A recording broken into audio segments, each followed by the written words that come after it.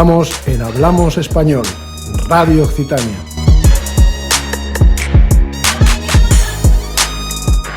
Hola, buenos días. Soy Silvia Bernabeu. Hoy es 1 de noviembre y estamos en Hablamos Español, Radio Occitania, el primer domingo de cada mes de 11 a 12 y cuarto. Podéis escucharnos en diferido en iVoox.com y YouTube. Y además seguirnos en Facebook, Hablamos Español Radio, o en Instagram, Radio Hablamos Español. Además podéis escribirnos en nuestra dirección de email, hablamosespanol31@gmail.com.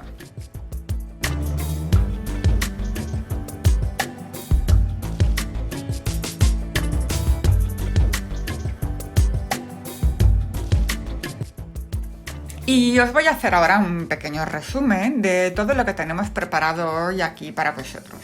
Tenemos con nosotros a Félix Torán, colaborador habitual de nuestro programa, es doctor, ingeniero de la Agencia Espacial Europea, coach, conferenciante y escritor de 18 libros sobre crecimiento personal y espiritual.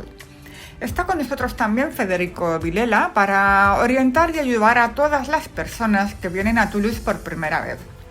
Pueden ser cosas como desde alquilar una vivienda hasta abrir una cuenta bancaria, pasando por dónde divertirse y muchísimas cosas más. Tenemos también a Anderson Villalba, es periodista y editor, licenciado en Español y Literatura, graduado de la Universidad Industrial de Santander de Bucaramanga, en Colombia. Y en nuestro programa de hoy, Anderson nos va a hablar del exilio español en América Latina y sus influjos.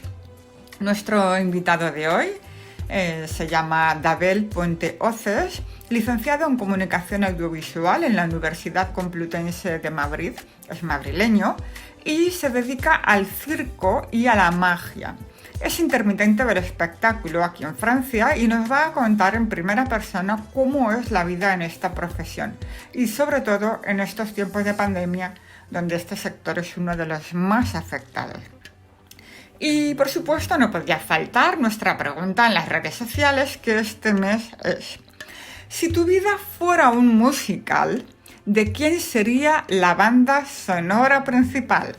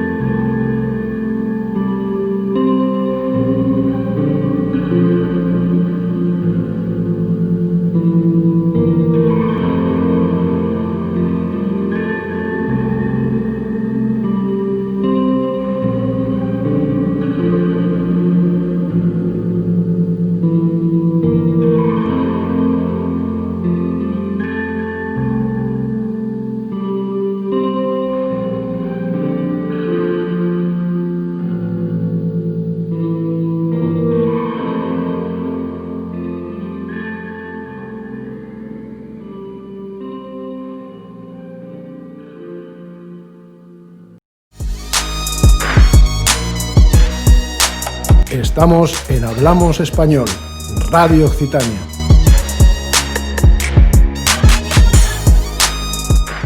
La música puede cambiar nuestros sentimientos o maneras de ver las cosas. Es decir, si viésemos Mickey Mouse con la banda sonora de El Resplandor, nos resultaría terrorífico, y ver Titanic con música alegre sería algo confuso.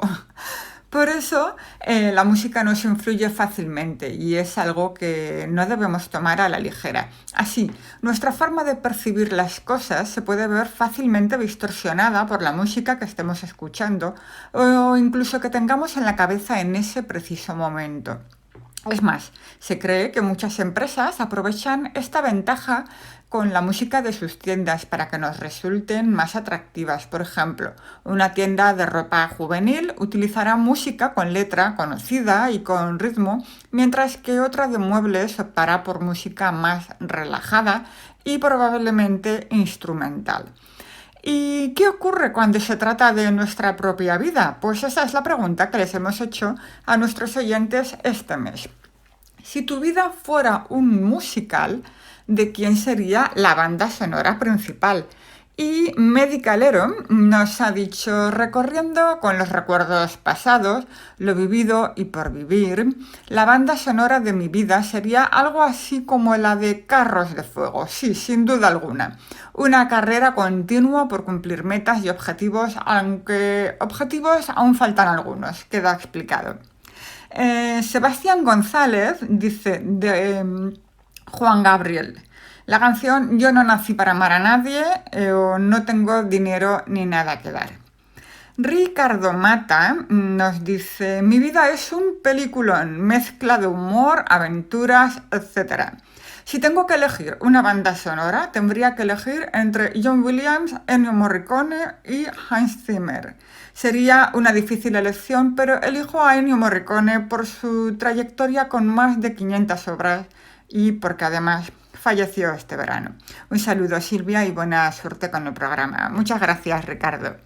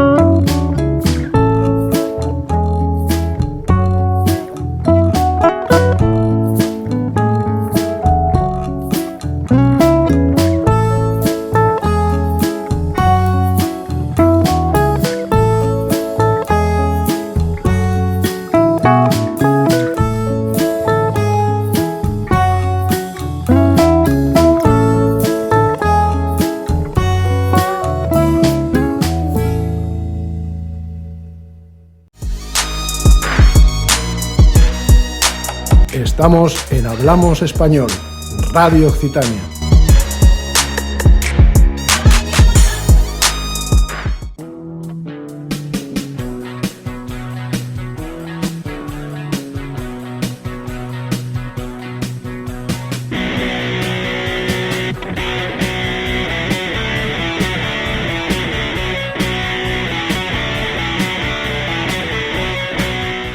Tenemos ahora a nuestro colaborador habitual, Félix Torán, doctor e ingeniero en la Agencia Espacial Europea, coach, conferenciante y escritor de 18 libros sobre crecimiento personal y espiritual. Hola Félix, buenos días, ¿cómo estás? Hola, ¿qué tal? Buenos días, encantado. ¿Te gusta la música, Félix? Uy, que sí me gusta. Bueno, para mí la música es algo central en mi vida. Realmente yo no sé concebir la vida sin música y empecé con 8 o 9 años a estudiarla con un profesor de solfeo. Me acuerdo que me enseñaba con un acordeón y aprendí solfeo, hice toda la formación de solfeo, hice canto coral, hice hasta quinto, sexto de conservatorio de piano y desde muy pequeño ya me di cuenta con 8 o 9 años que una vez aprendí las notas musicales, cualquier cosa que oigo desde entonces ya la oigo directamente con sus notas musicales. O sea que luego ha sido fácil, ¿no?, transcribir al piano o una guitarra o aprender otros instrumentos. También toqué clarinete y poder tocar cualquier cosa que pasara por la cabeza o que llegara. Sin embargo, bueno, no me he querido nunca dedicar profesionalmente a la música, pero es una pasión que llevo dentro, así que es algo para mí increíble, ¿no? Qué bonito, la música siempre me ha encantado. Bueno, la música y el desarrollo espiritual. ¿Es posible acompañar con música nuestro desarrollo espiritual? Sí, de hecho, prácticamente son dos cosas inseparables. Y como era de esperar, pues ¿para qué se ha utilizado la música, ¿no? Verdaderamente en los siglos precedentes? Ha estado muy, muy vinculada no solo a las emociones humanas, como ahora que hablamos sobre todo del amor, etcétera, etcétera, sino cuando te vas siglos hacia atrás, esas emociones están vinculadas con el amor, pero no a un nivel físico o emocional, sino a un nivel realmente más que incluso intelectual, espiritual. O sea, llega a unos niveles tremendos. Y no es raro, porque las civilizaciones ya más antiguas que han dejado legados, pues ya incluso fabricaban sus templos espirituales hechos pensando en la música, pensando en la entonación de sonidos, en la propagación de los sonidos, como en las catedrales, por ejemplo, pues de la tierra hacia el cielo, ¿verdad?, hacia arriba, miraban las resonancias, miraban las proporciones. En fin, la música es arte y el arte está pensado para conectar lo terrenal con lo divino, así que cómo no va a tener que ver con la espiritualidad, ¿verdad? Una pieza musical te ayuda a elevarte por encima de lo que es puramente material y conectar con algo que no solo estamos hablando de los sentimientos que quiere transmitir el compositor, sino que te puede ayudar a conectar con algo más elevado. Yo en mis charlas pongo muchas veces el ejemplo de decir, ponte a escuchar de verdad, no a poner de fondo, sino a escuchar con toda tu alma. Por ejemplo, la novena sinfonía de Beethoven, que no es ninguna tontería, porque los CDs, la duración que tienen los CDs, está hecha adrede para que quepa en un CD la novena sinfonía. Imagínate la trascendencia que ha tenido. Pues el tercer movimiento, para mí es un movimiento de elevación tremendo. O la introducción del Parsifal, por ejemplo, de Richard Wagner, la abertura, es increíble. Son cosas que están hechas adrede para eso, ¿no?, para transmitir una elevación espiritual. Y podríamos hablar horas y horas. Entonces, ¿podríamos decir que nos ayuda a desarrollarnos también espiritualmente el hecho de escucharla, o piensas que deberíamos hacer algo más mientras estamos escuchándola? Hombre, escuchar solo algo te puede transmitir, pero obviamente el desarrollo espiritual requiere algo más que escuchar música, ¿no? Por ejemplo, el cantar o entonar un sonido, o incluso entonar, imagínate, una canción con una letra espiritual, puede tener algún efecto, pero lo importante no solo es la entonación y que cantes bien, etcétera, etcétera. Es, por un lado, la vibración que produce, y las vibraciones que produce la música, sobre todo cuando está hecha con propósitos espirituales, y conforme te vas más atrás en el tiempo, más es así, pues más potente es cuanto más vibraciones de ese tipo te generan, pero luego cuanto más pones tú de tu parte. ¿Cuál es tu intención? ¿Cuál es la idea con la que entonas, con la que escuchas? Si tú escuchas realmente una pieza musical con la idea de conectar con esas vibraciones y con la idea de elevarte espiritualmente, y si escuchas, por supuesto, las piezas adecuadas, porque no todas van a ser adecuadas, obviamente, pues entonces puedes lograr no solo recuperar un nivel de emoción particular o unos sentimientos particulares, sino realmente te va a ayudar en ese camino meditativo, ¿no?, de conexión con lo superior. Y desde luego, bueno, esto es así. ¿Cómo no va a ser así si la música es vibración? O sea, todo en el universo, ya hemos hablado muchas veces, que es vibración. Los más antiguos, las civilizaciones más antiguas sabían que la música transmite vibraciones, y no son vibraciones difíciles de captar. Incluso las personas más como decir, con menos formación a nivel musical o con menos conocimiento musical, vibran con la música. Tú observas una pieza, por ejemplo, de arte, una escultura, y la escultura es una forma de arte que no mucha gente sabe captarla. Se requiere de un nivel artístico y de un nivel interior que no todo el mundo tiene desarrollado para verdaderamente captar la esencia que hay ahí. Pero es algo que perdura durante mucho tiempo, en el tiempo se desgasta poco, dura, pero solo unos pocos acceden realmente a ese verdadero contenido, a lo que transmite, ¿no? Esa obra. Luego está, por ejemplo, la pintura añade más dimensión, añade el color, etcétera, etcétera. No toda la pintura, pero la gran mayoría, por supuesto. Y ahí, por ejemplo, es algo que es accesible a un mayor número de personas. No todas lo captan con la profundidad, pero más que una escultura, debemos reconocerlo. Perdura en el tiempo, pero perdura menos que una escultura, podemos decir. Uh-huh. Pero bueno, un poquito más de gente lo puede captar, aunque no toda, ¿no? No todo el mundo va a captar en un cuadro lo mismo, hay algunos simplemente que ven manchas de pintura en una tela, ¿eh? Pero sin embargo la música no. La música la capta todo el mundo, incluso la gente más ignorante, la gente que no sabe nada ni una palabra de música, no saben ni quién ha compuesto una pieza, no saben nada, pueden encontrar algo. Incluso la música ha ido evolucionando también con el ser humano. El ser humano ha pasado de ser más espiritual, ¿no? Por eso tenemos música muy clásica de tipo espiritual, pero que luego ha evolucionado, por ejemplo, en el romanticismo a una forma más emocional, para luego pasar a una forma más intelectual, ¿no? Por ejemplo, en el clasicismo, cuando Mozart y demás, en la era de las luces, etcétera, pues era una música más intelectual. Una ópera de Mozart se resuelve de una forma más intelectual que una wagneriana, ¿no? Que es la típica romántica, donde al final los dos protagonistas mueren por amor, etcétera, etcétera, ¿no? Y ahora, fíjate a lo que hemos llegado al materialismo total, la música se ha convertido en algo muy material, el amor no se idealiza como lo hacía Wagner, sino que se habla en sus vertientes más bajas, etcétera, etcétera. Puedes ver cómo la música sigue siendo maravillosa en todas sus facetas, pero ha ido evolucionando con nuestra forma de pensar, con la evolución de la humanidad, etcétera. Pero los grandes clásicos siempre han quedado ahí y vale la pena no dejarlos que se oxiden, porque hay mucho para nuestro despertar ahí guardado.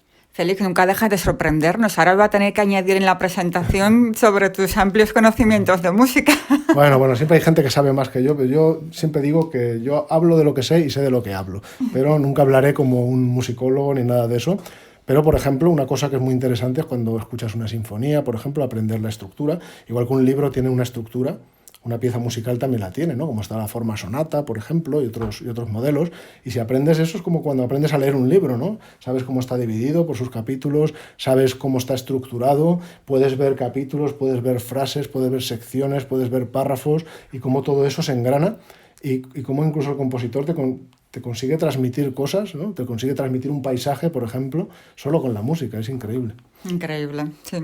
Bueno, pues para terminar, Félix, al principio del programa hemos estado hablando sobre una pregunta que hemos hecho este mes en las redes sociales y a ver si tú también nos la puedes responder, ¿vale? La pregunta era, si tu vida fuera un musical, ¿de quién sería la banda sonora principal? ¿Qué opinas, Félix? Yo no tomaría ningún musical como lo que se conoce ahora como musical, porque además me gustan muchos, pero no me identifico realmente con ninguno como representación de mi vida, ¿no? Pero lo que sí que tomaría a lo mejor es alguna ópera. Pero eso sí, te podría decir muchas de las que tomaría, pero ninguna representaría mi vida en cuanto a lo que contiene la ópera.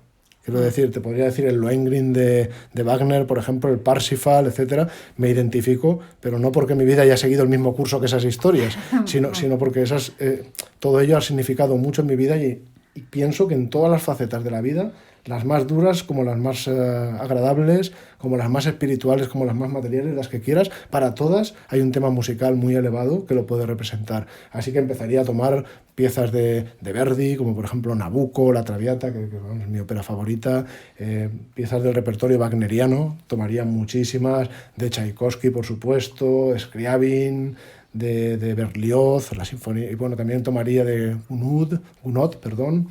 Difícil sería entonces elegir solamente una.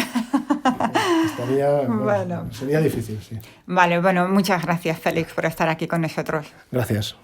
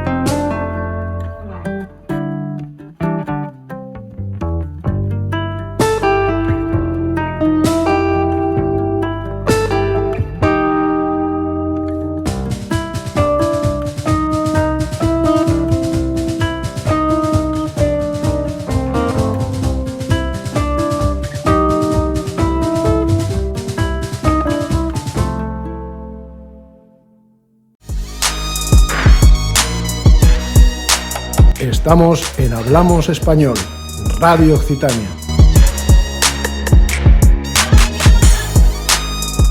Y hoy tenemos a nuestro invitado, Dabel Puente Oces. Es madrileño, residente en Francia, licenciado en Comunicación Audiovisual en la Universidad Complutense de Madrid.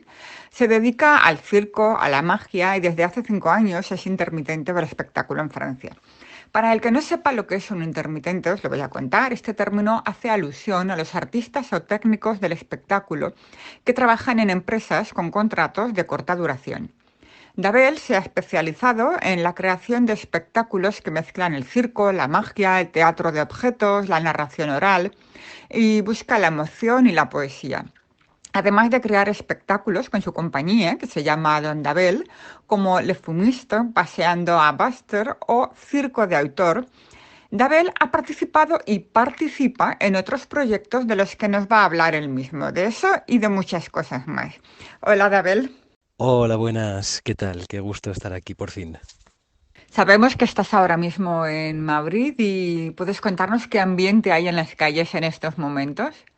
Bueno, pues estoy en Madrid porque me pillaba de paso para un festival en el que actué el fin de semana pasado en Portugal, en la ciudad de Viseu, un festival muy bonito que se hizo con todas las medidas de seguridad y con mucha tranquilidad.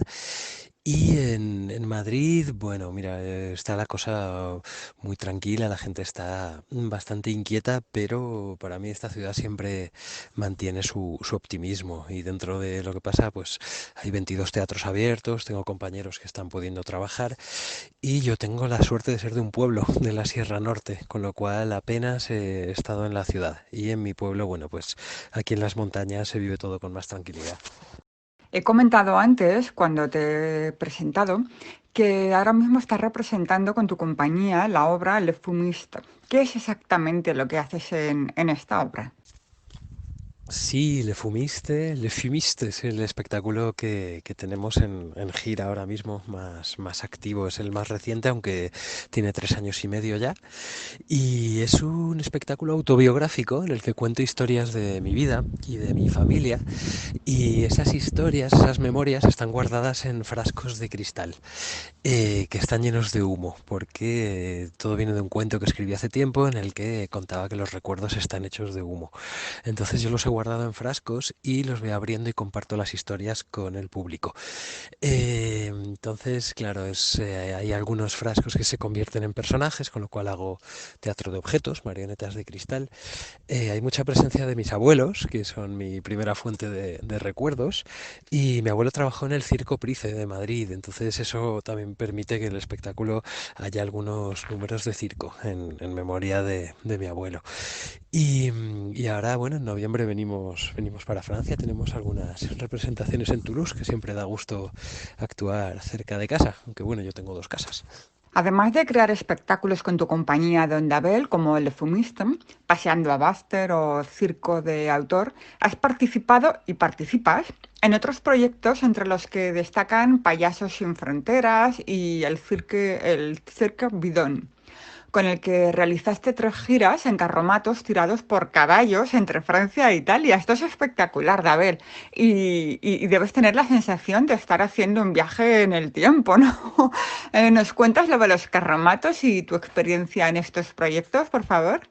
Sí, claro que os cuento yo. Con Payasos sin Fronteras tengo una colaboración estrecha desde hace mucho tiempo. En 2010 salí con ellos de expedición al Líbano e hicimos 45 espectáculos en campos de refugiados. Y desde entonces me centré en labor local, en actuar en España para recaudar fondos para que pudieran salir otros artistas, porque yo ya viajaba mucho con mi compañía y en mis ratos libres no me apetecía viajar, prefería colaborar desde casa. Y también pues actuando para chicos y chicas en situaciones difíciles. Y bueno, me parece que Payasos sin Fronteras es una maravilla de organización y que hace una función increíble.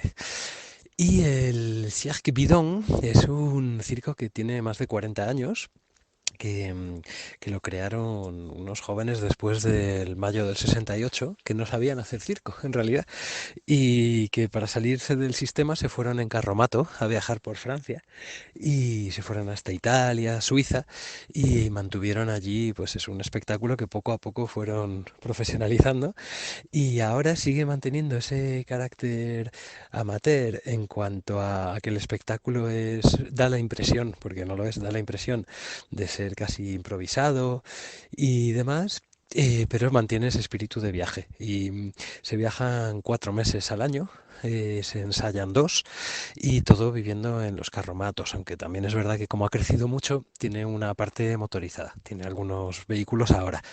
Pero sí, sí, yo durante 3 años me lo pasé viajando en carro, haciendo un pueblo cada semana y todo pueblos que tenía a 20 kilómetros de distancia, claro, porque los caballos tampoco pueden hacer trayectos grandes y menos aún tirando de los carruajes, ¿no? En los que vivíamos.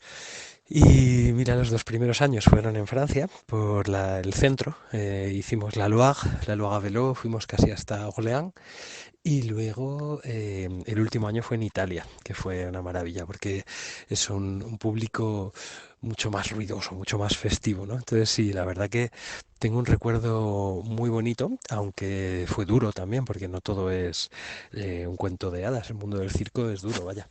Además, eres malabarista de sombreros. Dicen que cada vez que te pones uno distinto, cambias de idea y no tienes uno, sino cinco. Un pajarito me ha dicho que bailas con tus sombreros y tus objetos llenos de historias hasta que no sabemos bien quién hace bailar a quién. Sí, bueno, mi especialidad son los malabares con sombreros. Hace ya más de unos 15 años más o menos estaba en Japón en un viaje y yo siempre tengo la costumbre de ir a la tienda de malabares, ¿no? De cualquier sitio que vaya.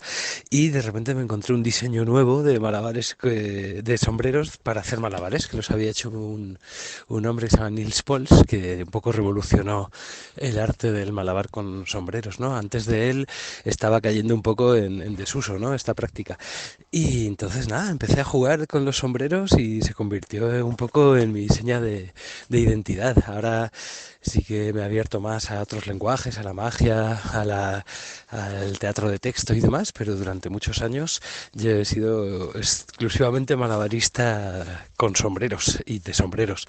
Y la verdad es que tengo una relación muy especial con este objeto porque mi abuelo usaba sombreros, que me parece a mí un objeto mágico, como si fueran un contenedor de ideas. Hablas 6 idiomas: español, inglés, francés, catalán, italiano y japonés. ¿Cómo es una semana para ti de vida normal? ¿Te ha pasado alguna vez que te levantas pensando en qué ciudad me acosté anoche? Bueno, hablo sobre todo castellano, francés, inglés, italiano y los demás me defiendo por haber viajado y tengo la suerte de que mi madre era profesora de idiomas, entonces desde pequeño jugaba conmigo a hablarme en otros idiomas y se me hizo el oído. Pero bueno, me defiendo hablo 4 idiomas y me defiendo en 6, digamos. Y sí, la verdad es que sí que me ha pasado en las giras de levantarme y decir, espera, ¿dónde estoy? Abrir los ojos en la cama y decir, espera, a ver, vale, estoy en Montgiscard. Sobre todo cuando hacía giras en pueblos pequeños, ¿no? En países desconocidos. Ahora ya las giras son más, digamos que son más breves y de contratos más grandes. O sea que hay menos trayecto y por lo tanto menos lugares y es una suerte porque me da para poder conocer los sitios, aprender un poco de la historia de cada lugar y eso es genial. Pero la verdad es que cuando empecé con el ímpetu yo estaba viviendo en una autocaravana y cumpliendo mi sueño circense durante muchos años. ¿Dónde es más fácil el trabajo de intermitente de espectáculos? ¿En España o en Francia? Bueno, es mucho más fácil y reconocido en Francia. Es la razón por la que yo vine y la razón por la que muchos artistas de todo el mundo vienen a Francia, en realidad, que es el estatuto de intermitente solo existe en Francia y en Bélgica, si tengo entendido, y hay un reconocimiento y hay un sistema y hay una cultura de base que reconoce nuestra tarea como un oficio serio con las particularidades que tiene, porque es un oficio extraño, pero a la vez es un oficio muy duro, ¿no? Y es difícil. En España hay un nivel altísimo de artistas, y de gente con un talento increíble, que de hecho vienen a Francia y les suele ir muy bien cuando salen por el mundo, pero por algún motivo histórico que se me escapa, no hay un reconocimiento oficial que se traduzca en apoyos o en un ambiente en el que sea igual de respetable ser malabarista que ser abogado, por ejemplo. Entonces, bueno, eso es una pena porque yo echo mucho de menos España y me gusta mucho, pero claro, teniendo esta pasión tan grande que tengo por el escenario y por las artes escénicas, pues de manera natural esto me ha ido trayendo a Francia, porque aquí he podido crecer mucho más de lo que pienso que habría podido crecer si me hubiera quedado en España. Sabemos que estás ahora en España, pero estás recién llegado de Portugal. Los que nos escuchan, que sabemos que hay gente de Shanghái, de Pekín, de Texas, de Holanda, además, por supuesto, de españoles y de franceses. ¿Quiénes son los afortunados que pueden ir a ver tu espectáculo próximamente? O mejor dicho, ¿en qué parte del mundo debemos estar para poder ver tus espectáculos lo más pronto posible? Bueno, pues ahora mismo el lugar donde más posibilidades hay de cruzarse con mi trabajo con Le Fumiste es en Francia, porque en noviembre tengo 4 contratos en Francia, 3 alrededor de Toulouse, bueno, uno de ellos en Toulouse mismo, en el Instituto Cervantes, que será el 21 de noviembre a las 4 de la tarde. Y luego tengo también un poco de gira por Portugal en noviembre, o sea que va a tocar hacer kilómetros. Y si no, bueno, con todo esto de la pandemia, la verdad es que el único país donde se han anulado las fechas y no se sabe si se harán es en España. Es una pena, pero bueno, por lo demás se ha mantenido y ahí se está gestando la posibilidad de ir a África este invierno con otro espectáculo que tengo de calle que se llama Circo de Autor, para participar en un proyecto social con un chico que hace una cosa maravillosa que se llama Juegos Reciclados, y lo que hace él es un carrusel de chatarra. Entonces recupera hierros viejos y demás y los transforma en juguetes para niños. Y él una vez al año se hace un viaje donde va a trabajar en orfanatos en Senegal, en Sierra Leona, y hace talleres en los que enseña a la gente de allí a construir esos juegos, ¿no? Y este año, bueno, es muy posible que me sume a su caravana y vaya allí a aportar mi espectáculo y a enseñar a formadores juegos de circo y de teatro para que puedan transmitirlos a los chicos con los que trabajan. El sector en el que tú trabajas, de intermitente de espectáculo, es uno de los sectores más perjudicados desde la aparición de la pandemia. ¿Ha bajado para ti también la carga de trabajo en estos últimos meses, Dabel? Sí, sí, bueno, claro, es que todas las medidas de seguridad sanitaria en realidad afectan directamente a la esencia de nuestro trabajo, ¿no? Que es la reunión de gente. Si no hay esa reunión de público, no tiene sentido lo que hacemos. Entonces, claro, ha habido que transformarse y se ha transformado la gente muy bien, porque a la vez somos un sector que se mantiene por la pasión de los que trabajamos en él. Entonces, esa pasión lleva a enfrentarse a las dificultades y a encontrar soluciones para poder seguir haciendo lo que amamos, ¿no? Y si te fijas, los teatros no están siendo ni foco de contagio ni dando ningún tipo de problema. Yo casualmente había previsto una pausa este año de 5 meses a partir de marzo. Eso lo preví en 2019, antes de saber que iba a pasar todo esto, evidentemente. Entonces no me ha afectado muchísimo personalmente, pero sí que he tenido, como te decía, la anulación de algunos contratos importantes en España. Eh, Como el año anterior fue muy potente con giras muy grandes por Europa, pues bueno, me he mantenido bien, pero la verdad es que sí que ha bajado, y cuando tienes la posibilidad de seguir creciendo y algo externo así te pone un freno tan grande, pues es duro, ¿no? Y tengo pues, compañeros, mi propia compañera, mi pareja que tiene una compañía, han tenido más de 20 contratos anulados y la verdad es que se hace duro, así que bueno, esperemos que esto pase rápido, y si no, pues oye, siempre ha habido saltimbanquis y siempre encontraremos la manera de salir adelante. Muchas gracias, Dabel, por estar aquí con nosotros y por responder a todas nuestras preguntas. Te deseamos lo mejor, que vaya muy bien todos tus espectáculos y que ojalá los efectos de la pandemia se pasen lo más rápidamente posible para que puedas seguir realizando tu trabajo en las mejores condiciones. Y bueno, para todos los que quieran contactar a Dabel, saber cuáles son sus próximos espectáculos y poder verlo, pues solamente tenéis que ir en internet a la dirección dondabel.com, dondabel.com. Perfecto, muchísimas gracias por este rato, que os vaya muy bien y si queréis, si estáis cerca de Toulouse el 21 de noviembre, sois más que bienvenidos para el espectáculo en el Instituto Cervantes. Un abrazo grande.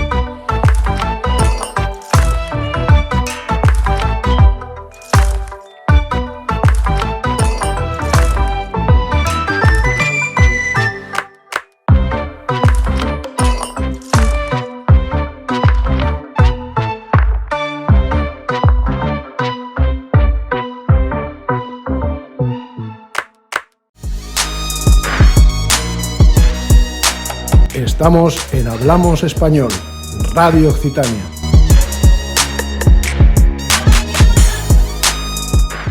Y seguimos ahora con Federico Vilela, español, estuvo viviendo en Tailandia y está aquí para ayudarnos, para orientarnos y sobre todo en el caso de las personas que vienen a vivir aquí a Toulouse por primera vez. Y bueno, pues sin más preámbulos vamos a escuchar a Federico. Hola a todos, ¿qué tal estáis? Aquí seguimos con la sección de Españoles en el Mundo y en el programa anterior hablamos de por qué venir a Toulouse. Bueno, pues qué puntos positivos, negativos puede tener Toulouse como ciudad para pensar en venir aquí a vivir, a estar una temporada. Y hoy vamos a continuar con estos temas, vamos a ver un poco las comunidades, qué comunidad, la comunidad latina y española que tenemos en Toulouse. Vamos a hablar de cómo aprender francés, de cómo buscar un piso. Así es que vamos a ello. Entonces, en Toulouse hay una gran comunidad española. Tú te vas a cualquier piso, miras los telefonillos, miras los nombres que hay escritos en el telefonillo, el interfono, y hay mucho apellido español. Y nos encontramos españoles fundamentalmente de tres generaciones. Primero, los españoles que vinieron durante las guerras, fundamentalmente durante la Guerra Civil Española, muchos exiliados, pero también a otros que vinieron durante la Guerra Mundial, es decir, los franceses pues se iban a luchar a la guerra y los españoles venían a trabajar, a cuidar las granjas. En los 60 también hubo un éxodo importante de españoles que vinieron a Francia a trabajar en busca de trabajo. Y en la actualidad, como sabéis, hay también muchos españoles en Toulouse trabajando fundamentalmente en temas relacionados con la aeronáutica. También hay muchos latinos. Toulouse es una ciudad con mucha relación latina. Por ejemplo, hay una importante comunidad cubana que tiene mucha incidencia en la noche. Como algunos conoceréis ya, pues hay varios locales de salsa y de ambiente latino en Toulouse. Entonces, un tema que me gustaría comentaros para la comunidad latina, y es, como ya hablamos en su día, y como supongo que la mayoría sabéis, que para venir a Toulouse hace falta una visa para vivir en Francia. Siendo latino hace falta una visa. ¿Qué alternativas tengo? Bueno, pues hay muchos o bastantes latinos que sus antecedentes son europeos y tienen una doble nacionalidad europea. Entonces, bueno, pues estas personas no necesitan visa para estar en Francia. También se puede conseguir un permiso de trabajo y residencia. Son trámites lentos que pueden durar hasta un año. Y también hay otra visa que se llama BTT, que es visa, vacaciones y trabajo, que puede durar hasta un año para aquellas personas que tengan entre 18 y 30 años y con nacionalidad argentina, uruguaya, chile, colombiana o brasileña. Y es un poco pues como la visa que hay a Australia, donde visa viaja y trabaja o algo así, donde puedes venir al país, puedes estar durante un año y es bastante interesante. Entonces, vamos con el siguiente tema que quería comentaros hoy, que es cómo aprender francés. Pues lo primero que yo haría antes de venir a Francia, o incluso estando aquí ya, es utilizar algunas aplicaciones que hay ahora para móviles que son muy buenas, que te permiten sin darte mucha cuenta y sin hacer de excesivo esfuerzo, te permiten ir avanzando en el aprendizaje de los idiomas. Por ejemplo, tenemos una que supongo la conoceréis todos, que se llama Duolingo. Pues echarle 15-20 minutos a Duolingo diariamente en francés nos hará mejorar bastante el francés en poco tiempo. También, aquello que antes de venir, os recomiendo ver vídeos de YouTube y hacer cursos online gratuitos, que hay bastante y de bastante buena calidad. Y luego, una vez en Toulouse, podemos acudir a asociaciones, donde la mayoría de cursos son gratis o por poco dinero. Por nombrar algunas, os nombro la Cruz Roja, que son unos 40 euros anuales, 3 sesiones semanales. Luego tienen unos cursos intensivos en junio que están bastante bien, o sea que hay que estar atentos cuando vaya llegando la época para inscribirse. Tenemos otra asociación que se llama la Ligue de l'Enseignement, que está en 3 localizaciones distintas en Toulouse. La podemos encontrar en la Reinerie, en Ampaló y en Blagnac. Blagnac es el pueblo donde está el aeropuerto, al lado de Toulouse. Y mucha información sobre estas asociaciones y sobre cómo aprender francés de forma gratuita se puede encontrar en la web coeursdeville.com, es decir, corazondeciudad.com. Las palabras separadas con guiones. ¿Dónde más podemos aprender francés? Pues, por ejemplo, podemos ir a la Universidad Capitol 1, que está cerca del metro de Compiègne-Scafarelli, cerca de la plaza de Capitol en realidad.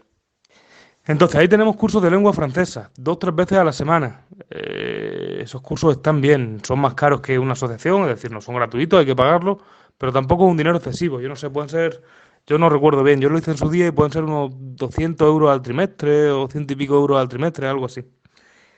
También, una vez a la semana, en la Universidad Capital 1 tenemos un curso de conversación, que es el martes de 11 a 12 y media, un curso de conversación en francés. También podemos acudir a asociaciones de intercambio de idiomas. Hay una que se llama Langue 11. Y aquí lo que podemos encontrar es gente interesada en aprender tu idioma. Por ejemplo, gente que quiere aprender español. Bueno, tú le enseñas un poco de español y ellos te enseñan francés. También está bien para encontrar a gente cuando llegamos a Toulouse. Aquí se pueden hacer amistades, se puede encontrar, son muchas veces gente que acaba de llegar, que está deseando aprender el idioma.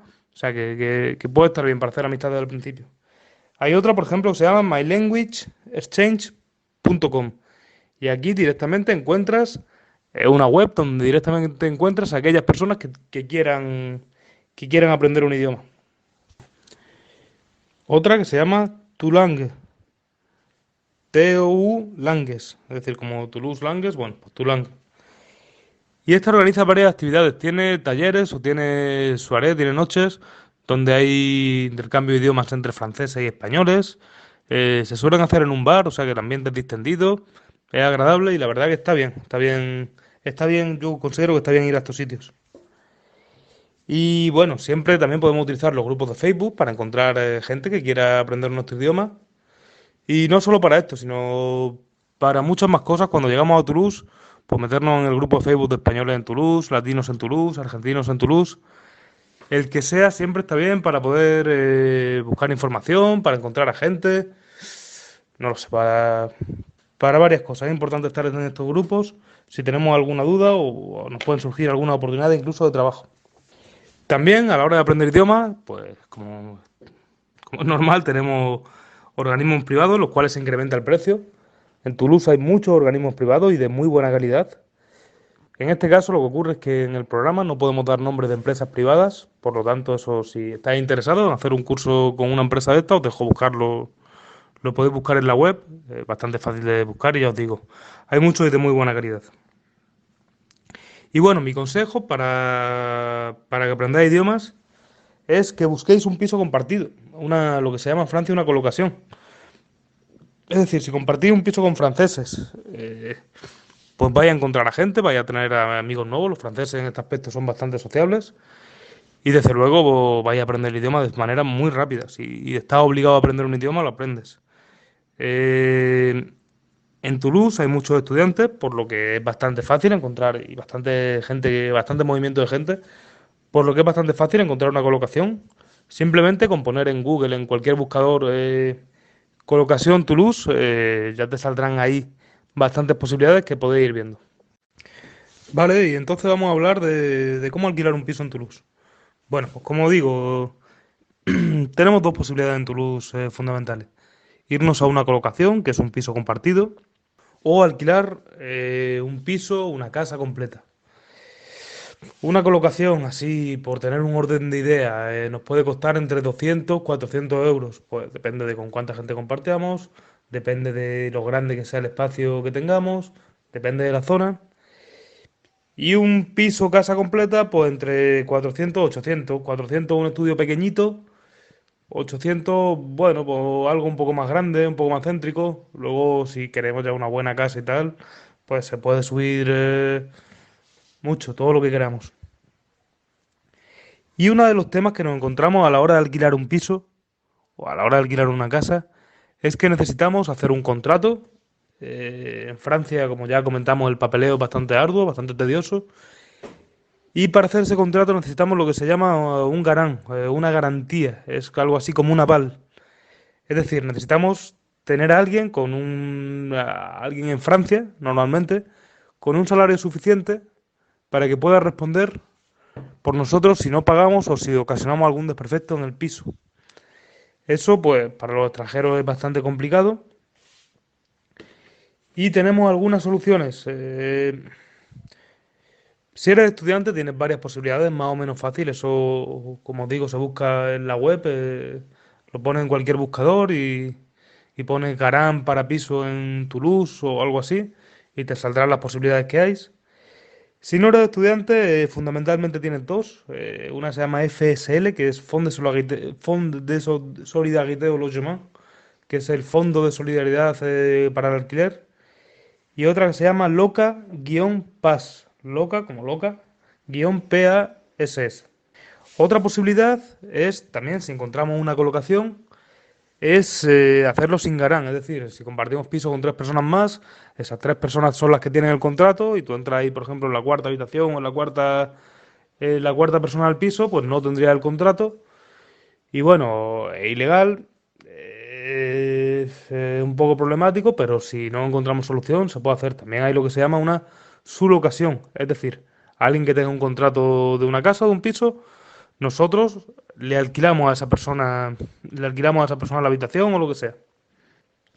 Entonces, hay una ayuda, hablábamos de que en Francia hay mucha ayuda, una ayuda bastante importante para el alquiler de pisos y de viviendas, que se llama la CAF, la que es de la ocasión familiar, o comúnmente se conoce como la CAF, y nos puede pagar una parte importante de nuestro alquiler mensual, pues nos puede pagar incluso la mitad en ciertos casos. Y yo lo que os recomiendo es que vayáis a internet y pongáis simulación CAF. Y hay un simulador que según tus condiciones y según más o menos el piso que vayas a alquilar y tal, te dice lo que vas a pagar. En Toulouse, en España, por ejemplo, estamos acostumbrados a alquilar pisos. Es muy complicado plantearse alquilar una casa. En Toulouse hay muchas casas, la forma de vivir en Francia es distinta y se puede uno plantear alquilar una casa compartida, porque por supuesto son más caras. Y nada, yo mi consejo es, vamos a terminar pronto, entonces mi último consejo sería que que si vais a vivir en Toulouse, pues no necesitáis coche, te puedes mover en bici o en metro o en bus. En los pueblos de alrededor yo creo que sí necesitas un medio de transporte, necesitaría una moto o un coche, como un pueblo me refiero como Blagnac, Colomiers, La Beche. Entonces, si vais a alquilar en Toulouse, yo lo que os recomiendo que lo hagáis dentro de la periferia, es decir, dentro del periférique, de lo que se llama la Rocade, es decir, dentro de la circunvalación, toda la parte de Toulouse que queda dentro de la circunvalación, y si queréis el barrio Sept-Deniers, que no está mal también. Y nada, pues yo lo vamos a dejar aquí hoy. Ha sido un placer, como siempre. La próxima semana hablamos de cómo encontrar un trabajo en Toulouse. Y nada, espero el próximo programa. Espero que lo paséis bien y que disfrutéis. Un abrazo. Muchas gracias, Federico.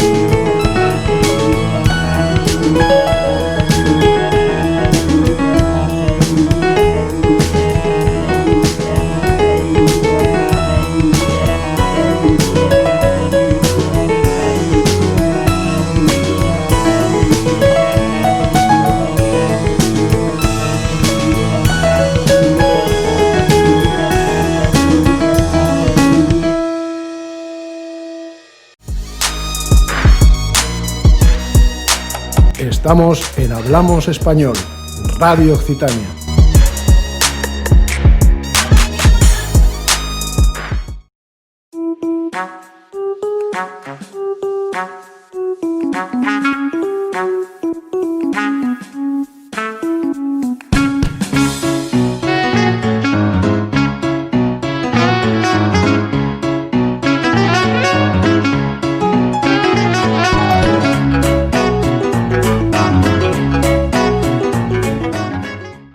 Seguimos con Anderson Villalba, nuestro colaborador habitual, periodista y editor licenciado en español y en literatura.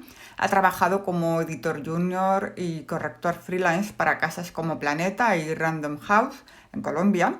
Y también es columnista del portal La Silla Vacía. Es colaborador recurrente del diario El Espectador de Bogotá y ha publicado también en el diario Vanguardia de Bucaramanga, así como en revistas culturales de Bogotá.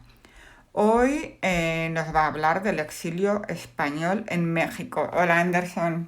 Hola Silvia, buenos días y buenos días a todos nuestros oyentes. Encantadísimo de estar otra vez un domingo más aquí en tu programa. Los hechos son conocidos por todos o por casi todos.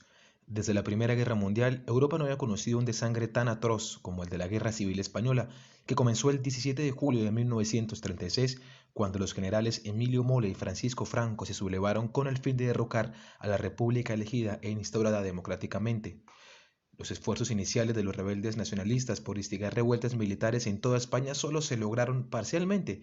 En las áreas rurales, con una fuerte presencia política derechista, los confederados de Franco generalmente ganaron.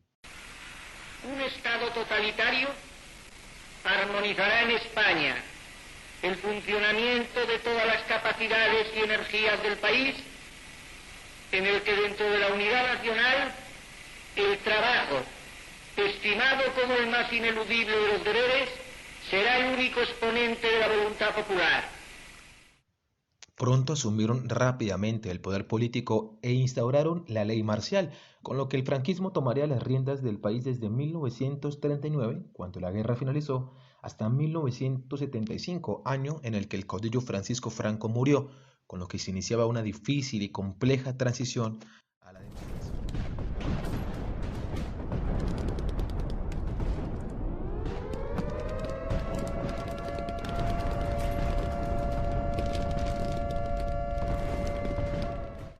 Uno de los costados más oscuros de esa guerra y de la persecución franquista fue el del exilio de miles de españoles, una huida sin fin en busca de un refugio o de una última oportunidad de vida ante el asedio de la violencia que no paraba en el país. La guerra desplazó a millones de españoles. Cuando la guerra civil terminó en el 39 con la victoria de Franco, aproximadamente 500.000 republicanos españoles escaparon a Francia, donde muchos fueron confinados en campos de prisioneros en el sur, como Gurs, Saint-Cyprien y Les Milles. Después de la derrota alemana de Francia en la primavera del 40, las autoridades nazis reclutaron a los republicanos españoles para realizar trabajos forzados y deportaron a más de 30.000 a Alemania, donde aproximadamente la mitad de ellos terminó en campos de concentración. Aproximadamente 7.000 fueron encarcelados en Mauthausen y más de la mitad de ellos murió en el campo. Aunque buena parte de esa huida desesperada miraba hacia otros países europeos por cuestiones de cercanía y de cultura, muchos españoles decidieron embarcarse en travesías más duras y poner la mirada en América. Países como República Dominicana, Argentina, Venezuela y Colombia recibieron a varios miles de refugiados, algunos de los cuales hicieron su vida allí, lejos de su país, al que apenas sí volvieron un par de veces, pues no fueron pocos los que, heridos por las cicatrices y el recuerdo de la guerra, decidieron no volver a pisarlo.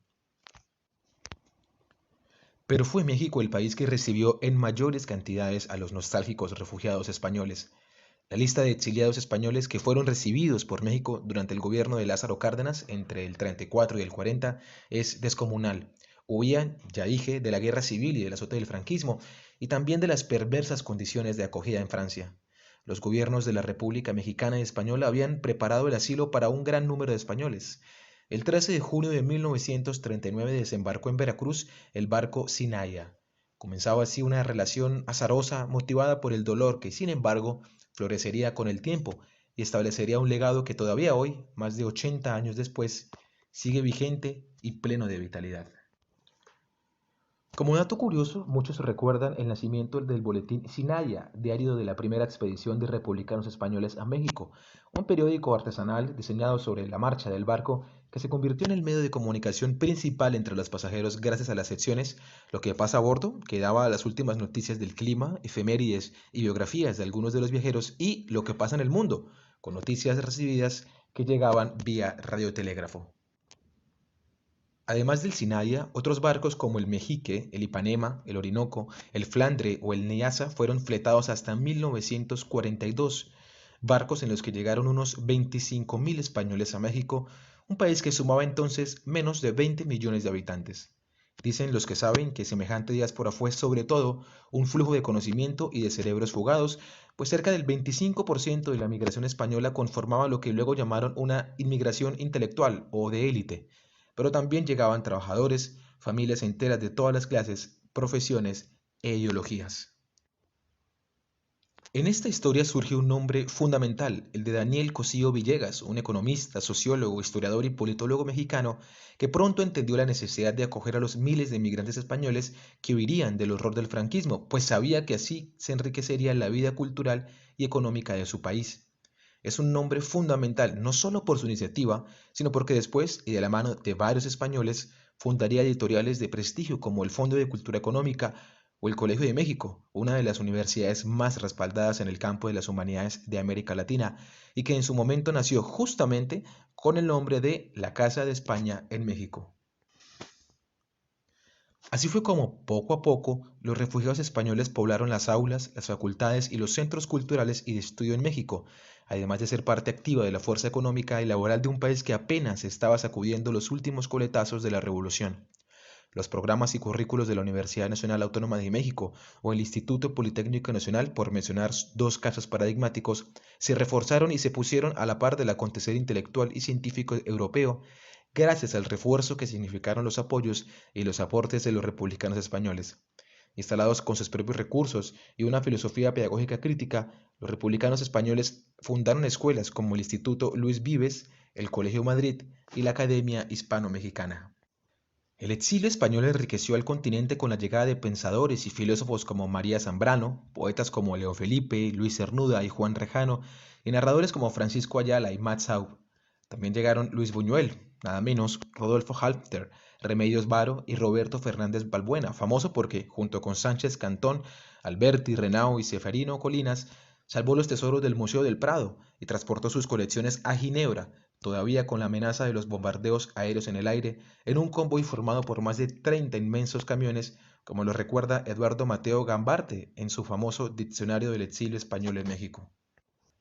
Pronto los arquitectos españoles empezaron a plasmar su huella en el panorama de la arquitectura nacional, entre los que destacan nombres como Francisco Azorín, Bernardo Giner de los Ríos, Tomás Bilbao, Roberto Fernández Balbuena, José Caridad, Jaime Ramonel, Arturo Sáenz de la Calzada, Enrique Segara, Ovidio Botella, Óscar Coll o Félix Candela. Otros, tantos como Buñuel, por ejemplo, aportaron su mirada y su trabajo al cine, al teatro, a la industria editorial y otros en la química, la medicina y la educación. Y muy pronto también se crearon y se abrieron nuevas escuelas, organismos políticos, ateneos y bares de reunión, con lo que cambiaría para siempre la vida cultural de la capital mexicana. Carlos Fuentes, uno de los grandes de la literatura mexicana, recuerda así el influjo de Buñuel y sus particulares reflexiones de su paso por México.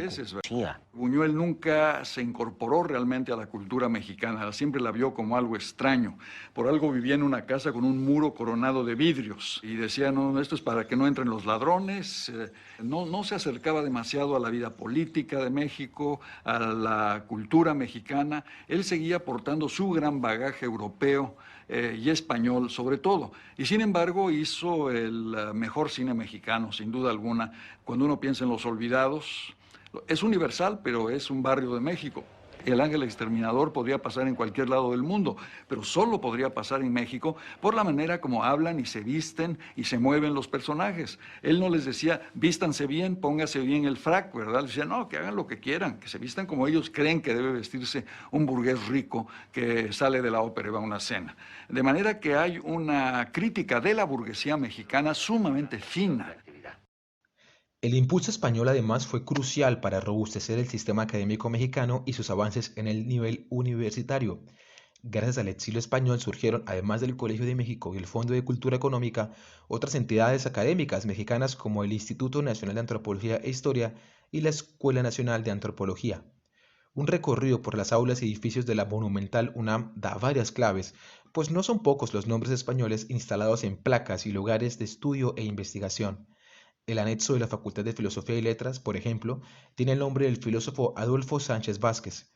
La biblioteca del Instituto de Investigaciones Antropológicas lleva el nombre del antropólogo físico Juan Comas. En el Instituto de Investigaciones Jurídicas hay una sala en honor a Niceto Alcalá Zamora, uno de los abogados más respetados de su tiempo. El Jardín Botánico tiene el nombre de Faustino Miranda y la biblioteca del Instituto de Física se llama Juan Osárllava. Han pasado ya 8 décadas desde que el primer barco se asomó a tierras mexicanas y desde que miles de españoles desesperados y ansiosos por lo desconocido desembarcaron en un país del que apenas llegaban noticias a Europa. Lo que en un primer momento fue una medida de urgencia, un último llamado de la necesidad para atajar la sangría de la guerra y el peligro inminente de muerte o de encierro, pronto se convirtió en una de las relaciones culturales e intelectuales más poderosas y fructíferas. Un puente signado por el dolor y la distancia, por supuesto, pero al que le esperaba un final de camino menos hostil, un poco más amable. Ahí quedan los testimonios, los institutos, las escuelas, las editoriales, los centros de pensamiento, los edificios novedosos, la memoria de dos países a los que los unió la barbarie y los consolidó la fraternidad. Muchas gracias, Anderson.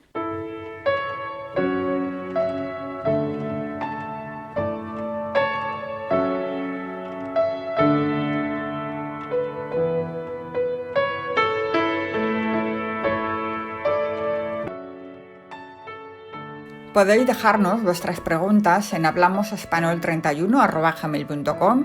Estamos en Facebook, en Instagram y os recuerdo que es posible volver a escucharnos en iVoox, también en YouTube, escribiendo Hablamos Español Radio Occitania. Muchas gracias a nuestro invitado Dabel Puente Oces y a los colaboradores del programa Félix Torán, Federico Vilela y Anderson Villalba. Estamos de nuevo con vosotros el primer domingo de diciembre con muchas cosas que contaros. Todo esto será aquí en Hablamos Español Radio Occitania. Ahora os dejamos con el programa de nuestra compañera Paula y su programa El Camino. Gracias y feliz noviembre.